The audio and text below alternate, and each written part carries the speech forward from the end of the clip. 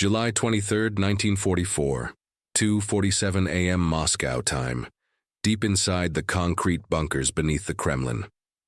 Marshal Konstantin Konstantinovich Rokossovsky stood at rigid attention before Joseph Stalin's mahogany desk, the smell of tobacco and wet concrete heavy in the windowless room. The 47-year-old career military officer, survivor of Stalin's purges and veteran of the brutal Eastern Front, watched as the Soviet dictator's fingers drummed against a stack of operational maps. Stalin's yellow eyes, bloodshot from another sleepless night of micromanaging a world war, fixed on Rokossovsky with the cold intensity that had sent millions to the Gulag. The overhead lights cast harsh shadows across Stalin's pockmarked face as he leaned forward and spoke words that would test everything Rokossovsky believed about loyalty, military competence, and survival under the most paranoid regime in human history. "Comrade Marshal," Stalin said, his Georgian accent thick with barely contained rage, "you will immediately redirect the Second Belarusian Front southward toward Warsaw. The Polish Home Army has begun their uprising, and we must assist them." The pause before assist hung in the stale air like poison gas. Rokossovsky knew exactly what Stalin meant, and every instinct in his battle-hardened mind screamed that the order was not just militarily insane, but a death sentence for hundreds of thousands of his men and the Polish fighters they were supposedly rushing to save. The road to this moment of calculated insubordination began 3 weeks earlier, when Soviet intelligence intercepted German communications indicating that Warsaw's Polish resistance was planning a massive uprising against Nazi occupation. The Home Army, led by General Tadeusz Komorowski, believed that Soviet forces were close enough to provide immediate support if they rose against the Germans. They were catastrophically wrong. Rokossovsky's Second Belarusian Front, along with the First Belarusian Front under Marshal Georgy Zhukov, had indeed advanced rapidly through Operation Bagration, the massive Soviet summer offensive that had shattered German Army Group Center and liberated most of Belarus. But rapid advance meant extended supply lines, exhausted troops, and equipment pushed beyond its operational limits. Rokossovsky's tank crews were operating T-34s with track links held together by wire and hope. Infantry divisions were at 60% strength, and ammunition stockpiles were running dangerously low. His forward elements had reached the eastern suburbs of Warsaw by late July, but they were in no condition for sustained urban combat against prepared German defensive positions. The Germans, meanwhile, had rushed the Hermann Göring Panzer Division, the 4th SS Panzer Grenadier Division, and elements of the 9th Army into Warsaw specifically to crush any Polish uprising. General Erich von dem Bach-Selewski, the SS commander tasked with eliminating the resistance, had explicit orders from Himmler to level the entire city if necessary. The tactical situation was clear to any competent military mind. The Red Army needed at least 2 weeks to rest, refit, and bring up supplies before attempting to force the Vistula River crossing and fight through Warsaw's maze of streets and buildings. But Stalin's calculus operated on an entirely different level than mere military logic. The truth was that Stalin had no intention of saving the Polish Home Army. The resistance fighters represented the pro-Western Polish government in exile based in London, and their success would complicate Soviet plans to install a communist puppet government in post-war Poland. From Stalin's perspective, the uprising was a convenient opportunity to let the Germans eliminate Polish nationalists, while the Red Army maintained plausible deniability by claiming they were rushing to help, but arrived too late. It was a masterpiece of cynical manipulation that would eliminate 2 problems simultaneously: Polish independence advocates and inconvenient witnesses to Soviet territorial ambitions. But executing this strategy required a credible military excuse for the delay, which meant Rokossovsky had to play his assigned role as the general who tried his best, but couldn't quite reach Warsaw in time. The only problem with Stalin's plan was that he had chosen the wrong general to carry it out. Konstantin Rokossovsky was many things: a Polish-born officer of impeccable tactical judgment, a survivor of Stalin's purges who understood the price of political miscalculation, a veteran of Moscow, Stalingrad, and Kursk, who had seen the face of modern warfare in all its industrial brutality. But above all, he was a professional soldier who refused to sacrifice his men's lives for political theater. When Stalin's order came down through the chain of command on July 23rd, Rokossovsky read it 3 times, set it aside, and began drafting his response. What he wrote would either save hundreds of thousands of lives or cost him his own. Comrade Stalin, Rokossovsky's report began. Filed at 0400 hours on July 24th. I must respectfully request reconsideration of the immediate advance order. Current operational conditions make such an attack inadvisable. The formal language couldn't disguise what Rokossovsky was really saying. No. He went on to detail the true state of his forces, something that frontline commanders rarely dared to do when contradicting Stalin. The 3rd Guards Tank Army had lost 78% of its operational armor during the advance through Belarus. Infantry divisions averaged 4,200 men instead of their authorized 9,500. Artillery ammunition stocks were at 23% of minimum operational requirements. Fuel supplies were so low that many T-34 tanks were being towed to forward positions by horses requisitioned from collective farms.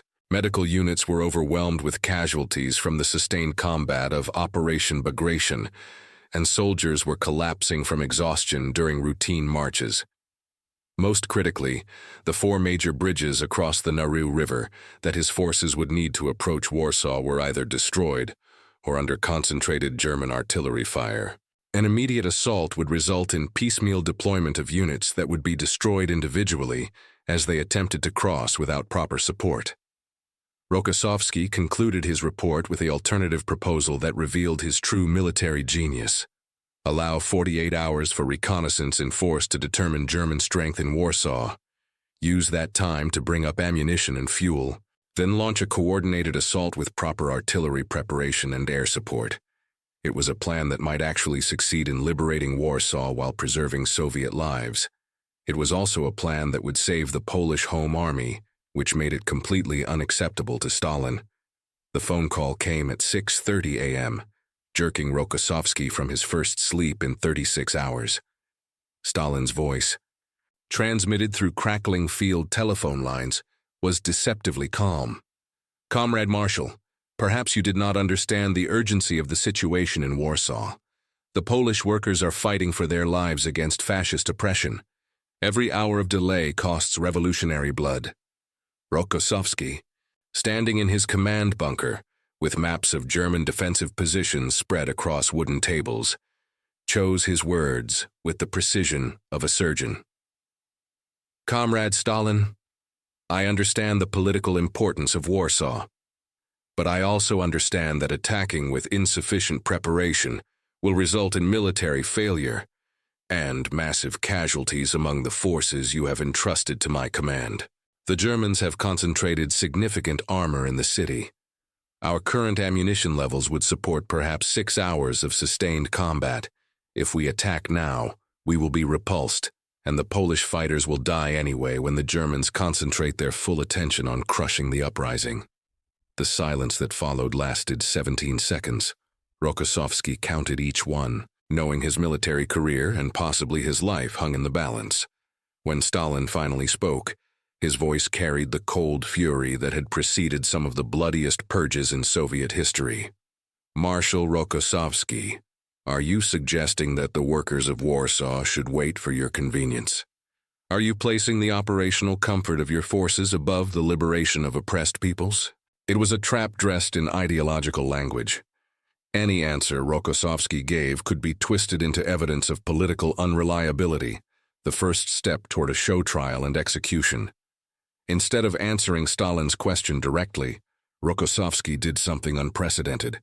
He invited Stalin to remove him from command. Comrade Stalin, if you believe another commander would be better suited to this operation, I am prepared to step aside immediately, but I cannot, in good conscience, order an attack that I believe will fail and unnecessarily waste the lives of Soviet soldiers. The statement hung in the air like a live grenade with the pin pulled. Never in the history of the Soviet Union had a military commander essentially dared Stalin to fire him rather than obey an order. It was an act of professional integrity that bordered on suicide, except for one crucial factor that Rokossovsky understood better than most. Stalin needed him. The Red Army in July 1944 was critically short of competent senior commanders. The purges of 1937–38 had eliminated most of the experienced officer corps, and the remaining generals had learned their commands through trial by fire on the Eastern Front. Rokossovsky was one of the few marshal-level officers who had consistently delivered victories, understood modern combined arms warfare, and commanded the respect of his troops. Stalin could have him shot, but replacing him would require promoting a less experienced general or transferring another marshal from an equally critical sector. During the climactic phase of the war against Germany, Stalin simply couldn't afford to eliminate competent commanders over political disagreements, a calculation that Rokossovsky was betting his life on. The gamble paid off, but not in the way anyone expected. If you want to see how a single act of military integrity changed the course of the Warsaw Uprising and reshaped Stalin's approach to battlefield command, please leave your like on this video. This helps YouTube show these forgotten stories to more people. And subscribe to the channel if you haven't already, for more episodes revealing the human decisions that shaped history. Stalin's response revealed the depths of his paranoia and the complexity of his strategic thinking. Rather than removing Rokossovsky, he chose a different approach. He would let the marshal refuse the order, document that refusal, and then use it as evidence if Rokossovsky ever became politically inconvenient. "Very well, Marshal," Stalin said after another long pause. "Prepare your forces as you see fit, but understand that the responsibility for Warsaw lies entirely with you. History will judge whether your caution served the revolution or betrayed it." The line went dead, leaving Rokossovsky standing in his bunker with the receiver in his hand and the weight of hundreds of thousands of lives on his shoulders. He had won the argument, but inherited the blame. If Warsaw fell and the Polish resistance was massacred, Stalin would have a perfect scapegoat. If Rokossovsky somehow succeeded in taking the city, Stalin would claim credit for allowing his marshal the operational flexibility needed for victory. It was a masterpiece of political maneuvering that insulated Stalin from any negative consequences, while ensuring that Rokossovsky bore full responsibility for whatever happened next. But the marshal had made his choice based on military reality, not political calculation, and he immediately set about implementing the plan he believed would actually work. Over the next 48 hours, Rokossovsky's staff worked around the clock to gather intelligence on German positions in Warsaw and bring up essential supplies for a proper assault. Reconnaissance teams crossed the Vistula in inflatable boats, returning with detailed reports of German bunker positions, artillery emplacements, and troop concentrations. Soviet engineers identified 3 potential crossing sites, where pontoon bridges could be constructed under cover of darkness. Most importantly, supply trains began arriving with ammunition stockpiles and fuel that would sustain a multi-day urban battle. By July 26th, Rokossovsky had assembled a credible assault force: 2 tank corps at 70% strength, 3 infantry divisions with full ammunition loads, and concentrated artillery support, including 203mm howitzers, capable of reducing German bunkers to rubble. His plan called for a coordinated night attack across the Vistula, with engineer units constructing pontoon bridges, while assault teams secured the eastern suburbs of Warsaw. Once a foothold was established, tanks would advance through predetermined corridors, while infantry cleared buildings systematically to avoid the chaos of urban street fighting. It was a textbook example of combined arms warfare adapted for the unique challenges of river crossing and urban combat. But even as Rokossovsky's forces prepared to attack, events in Warsaw were spiraling beyond any possibility of salvation. The Polish Home Army had launched their uprising on August 1st, expecting Soviet support within days. Instead, they found themselves facing the full fury of SS Obergruppenführer von dem Bach-Selewski's brutal counterinsurgency campaign.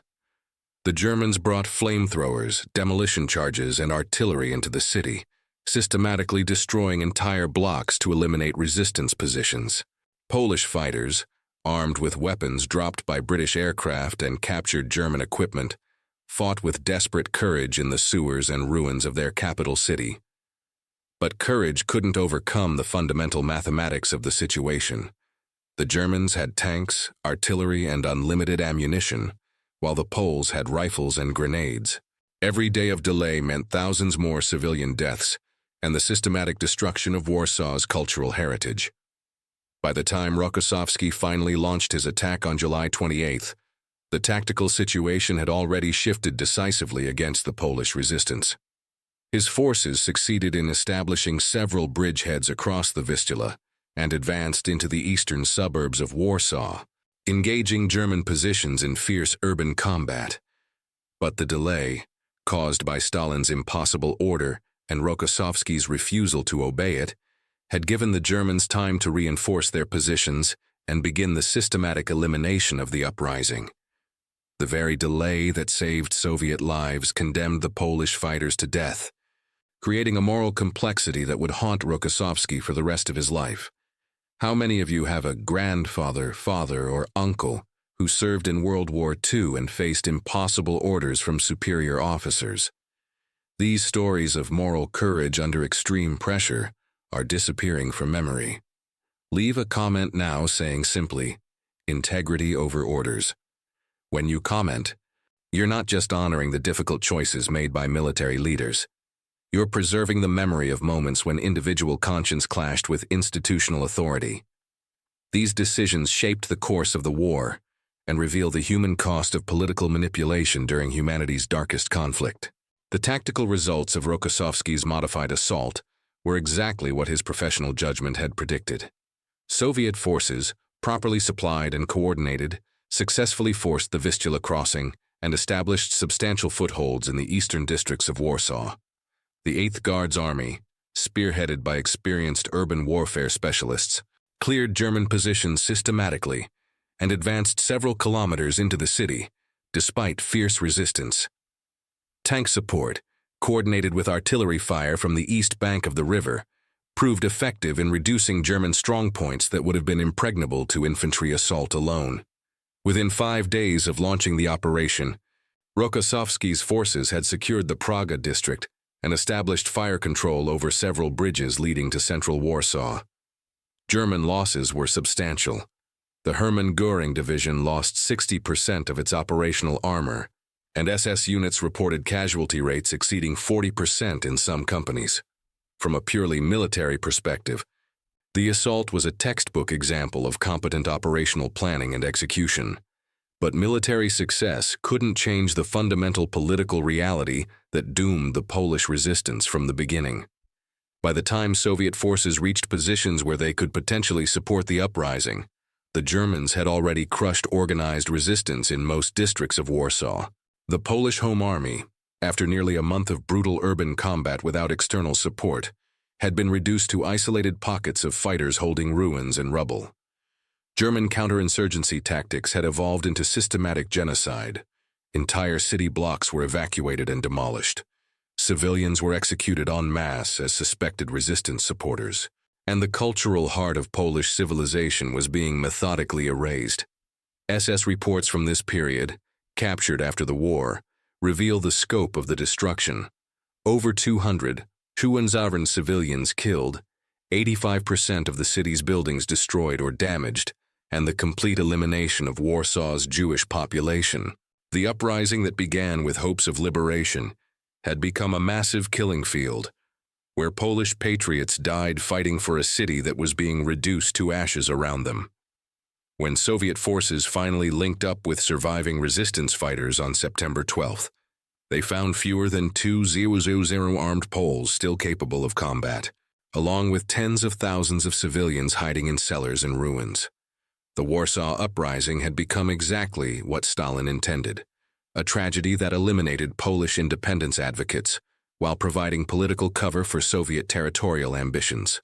Rokossovsky's position during this period was uniquely agonizing for a professional soldier who had spent his career following orders and achieving military objectives.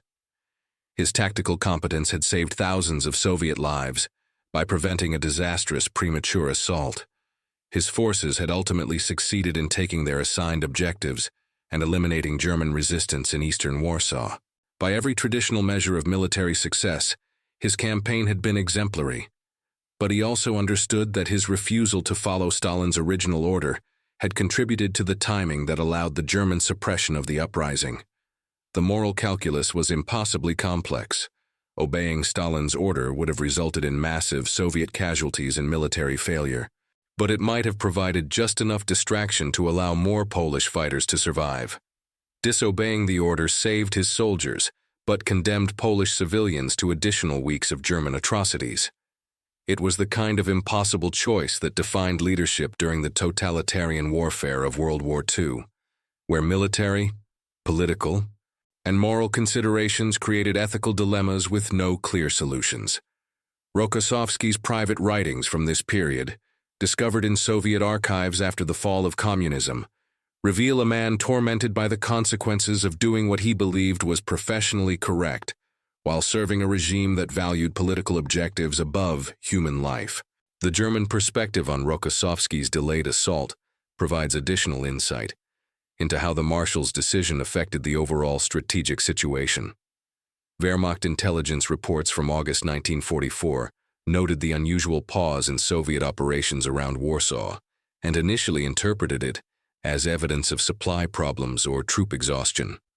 General Heinz Guderian, serving as acting chief of the German General Staff, wrote to Hitler that the delay provided crucial time to reinforce Warsaw's defenses and concentrate forces for the suppression of the uprising.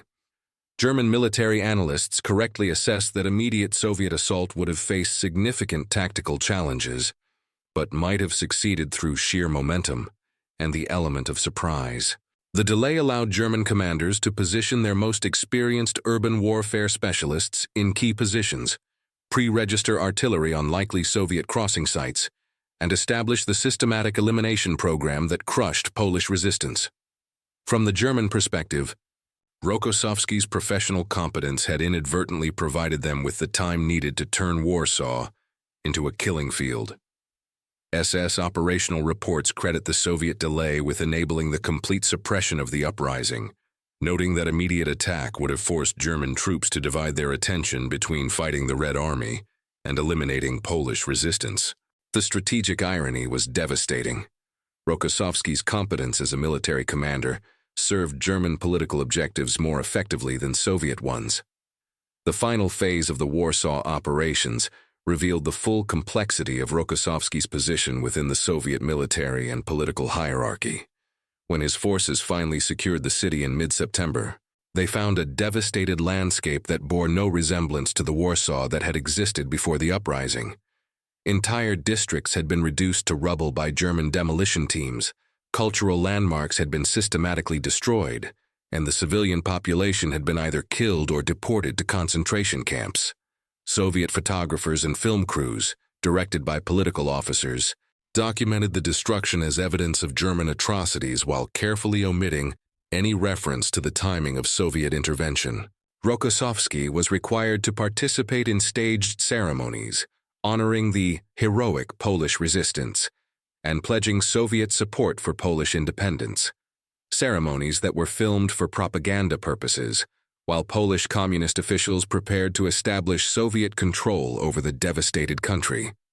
The Marshal's military success had become a prop in Stalin's political theater, providing visual evidence of Soviet liberation while concealing the calculated abandonment that enabled the massacre. For a professional soldier who valued tactical honesty and operational competence, participating in this propaganda exercise was perhaps more personally devastating than any battlefield defeat. The long-term consequences of Rokossovsky's refusal to obey Stalin's Warsaw Order extended far beyond the immediate tactical situation and influenced Soviet military doctrine for the remainder of the war. Stalin, recognizing that competent commanders were essential for victory against Germany, began allowing greater operational flexibility for his most successful generals, while maintaining overall strategic control through political officers and NKVD oversight. Rokossovsky, having demonstrated both professional competence and personal integrity, became one of the few Soviet commanders permitted to argue with Stalin during operational planning sessions. This relationship proved crucial during the final months of the war, when rapid decision-making and tactical adaptation were essential for maintaining the momentum of Soviet advances toward Berlin. Other Soviet commanders, observing that Rokossovsky had refused an order and survived, became marginally more willing to provide honest assessments of battlefield conditions rather than simply confirming Stalin's preconceptions. The change was subtle, but significant in a military system where political reliability had previously been valued more highly than tactical competence. By demonstrating that professional integrity could coexist with political survival, Rokossovsky's example encouraged a slight shift toward more realistic military planning during the war's final phase. The broader implications of Rokossovsky's decision extend beyond military history into the realm of moral philosophy and the nature of ethical leadership under totalitarian systems.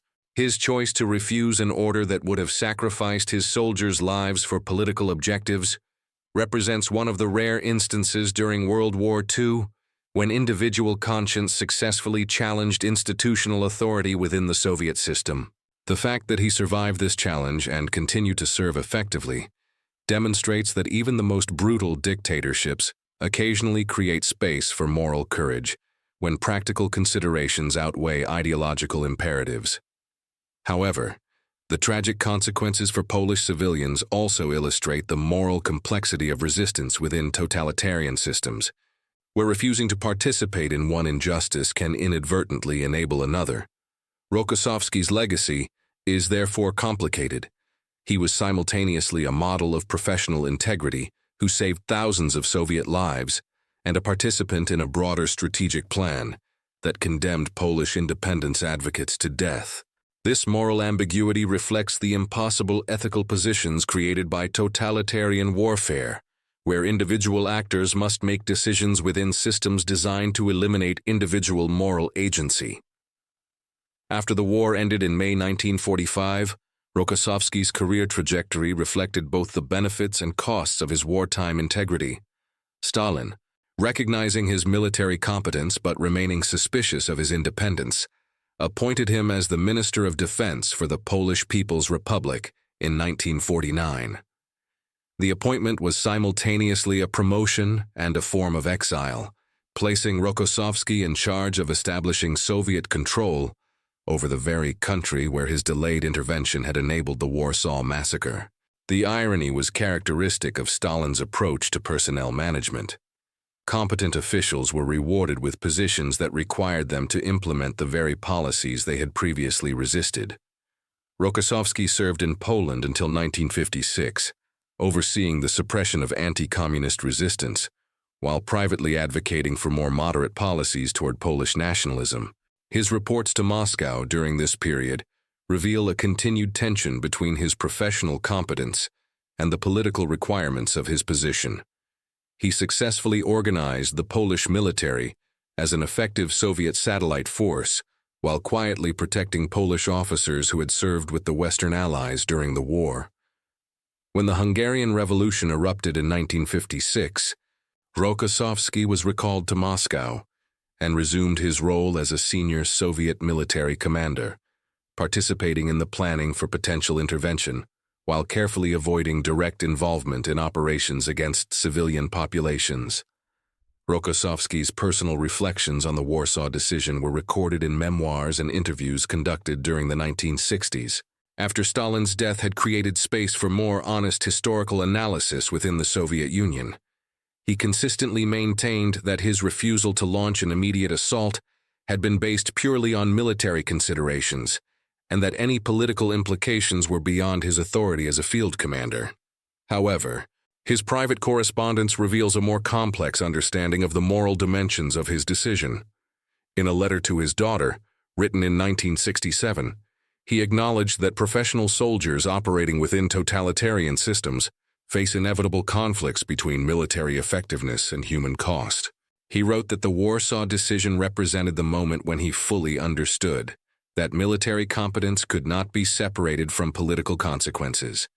and that commanders who focused exclusively on tactical considerations would inevitably become complicit in broader injustices.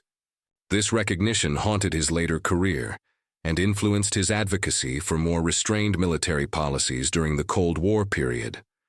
When he died in 1968, his funeral was attended by both Soviet officials who valued his military achievements and Polish representatives who recognized his efforts to limit the brutality of Soviet occupation policies. The historical verdict on Rokossovsky's Warsaw Decision remains complex and contested, reflecting broader debates about moral responsibility within totalitarian systems and the relationship between military professionalism and political authority. Military historians generally praise his tactical judgment and note that immediate assault would have resulted in massive Soviet casualties with little likelihood of saving Polish lives. The German defensive preparations and the timing of the uprising created a situation where military intervention was essentially impossible, regardless of when it occurred. From this perspective, Rokossovsky's refusal to waste Soviet lives in a futile gesture demonstrated professional competence and moral courage. However, historians focused on Polish perspectives argue that even a failed Soviet assault would have forced the Germans to divide their resources and might have enabled more Polish civilians to survive the suppression of the uprising. Some Polish accounts suggest that Rokossovsky, as a Polish-born officer, had a particular moral obligation to attempt relief regardless of the military odds. These interpretations frame his decision as professional competence that inadvertently served Soviet political objectives at Polish expense. The debate reflects fundamental questions about the nature of moral responsibility during wartime and whether professional soldiers can claim neutrality when serving totalitarian regimes. Modern military academies study Rokossovsky's Warsaw Decision as a case study in the tension between military professionalism and political authority. The scenario is frequently presented to officer candidates as an example of the ethical dilemmas that can arise when tactical competence conflicts with political directives. Analysis typically focuses on the information available to Rokossovsky at the time of his decision, the military factors that influenced his assessment, and the broader strategic context that shaped both German and Soviet policies toward the Polish resistance. Students are asked to evaluate whether Rokossovsky's primary obligation was to his soldiers, to Polish civilians, to Soviet political objectives, or to some broader conception of military ethics. The exercise reveals the complexity of command decisions during total war and the inadequacy of simple moral frameworks for evaluating choices made under extreme pressure. Most students conclude that Rokossovsky made the best decision possible given the information available to him, but many also note that the systemic factors that created the ethical dilemma, Stalin's political manipulation, German atrocities, and the abandonment of Polish independence advocates by Western allies, represent failures of leadership and moral imagination at levels far above individual commanders. If this story moved you the same way it moved us, do us a favor. Leave your like on this video.